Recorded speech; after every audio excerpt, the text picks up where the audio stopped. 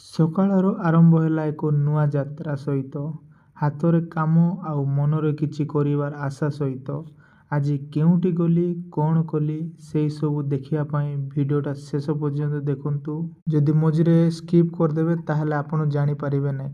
ତ ଦୋସ୍ତ ମୁଁ ଆଜି ପହଞ୍ଚି ଯାଇଛି ପାୱାର ହାଉସ୍ ଗ୍ଲାସ୍ ହାଉସ୍ରେ, କାହିଁକିନା ଟେବୁଲର ଗ୍ଲାସ୍ଟା ଭାଙ୍ଗି ଯାଇଥିଲା। ତ ସେଇଥିପାଇଁ ମୁଁ ଗ୍ଲାସ୍ ପକାଇବା ପାଇଁ ପାୱାର ହାଉସ୍ ଛକରେ ଗ୍ଲାସ୍ ହାଉସ୍ରେ ଆସିଛି। ଜୀବନରେ ଆଗକୁ ବଢ଼ିବା ପାଇଁ ପ୍ରତିଦିନ ନିଜ ଦାୟିତ୍ୱକୁ ସଚ୍ଚୋଟ ଭାବରେ କରିବା ଦରକାର। ଏହି ଛୋଟ ଯାତ୍ରା ଆଉ ମୋର ଦୈନନ୍ଦିନ ଜୀବନର ଏକ ଅଂଶ ଆପଣମାନଙ୍କ ସହିତ ସେୟାର କରୁଛି। ନମସ୍କାର ସମସ୍ତଙ୍କୁ। ମୋର ୟୁଟ୍ୟୁବ୍ ଚ୍ୟାନେଲ୍ ଡମ୍ବରୁଧର ଅଫିସିଆଲ୍ ବ୍ଲଗ୍କୁ ନିଶ୍ଚିତ ଭାବେ ସବସ୍କ୍ରାଇବ୍ କରନ୍ତୁ। ଏଠାରେ ଆପଣମାନେ ପାଇପାରିବେ daily blog, Fani video, travel and local blog, food video. ଆପଣ ଅଞ୍ଚଳରେ ମଜାଦାର ଆପଣ ଗୋଟିଏ ସବସ୍କ୍ରାଇବ୍ ମୋତେ ଆହୁରି ଭଲ ଭିଡ଼ିଓ କରିବାକୁ ବହୁତ ପ୍ରେରଣା ଦେବ।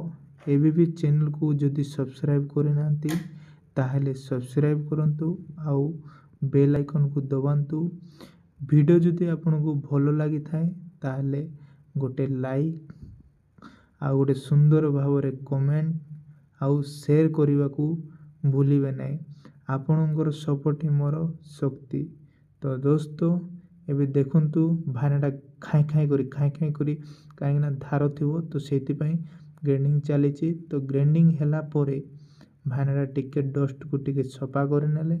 ସଫା କରିଲା ପରେ ଟେବୁଲରେ ନେଇକି ସମାନ ଭାବରେ ତ ଲଗେଇଦେଲେ, ସେଟ୍ ହେଇଗଲା। ତ କାହିଁକିନା ଆଗରୁ ମାପଟା କରିଦେଇଥିଲେ। ତ ମୁଁ ତାପରେ କିଛି ସମୟ ପରେ ମୁଁ ଚେକ୍ କରିନେଲି ଭଲ ଭାବରେ କରିଛନ୍ତି କି ନାହିଁ। ତ ଚାଲନ୍ତୁ ଦୋସ୍ତ, ଏଇ ଜାଗାଟା ହେଉଛି ପାୱାର ହାଉସ୍ ଛକ ପାଖର ଗ୍ଲାସ୍ ହାଉସ୍ଟା।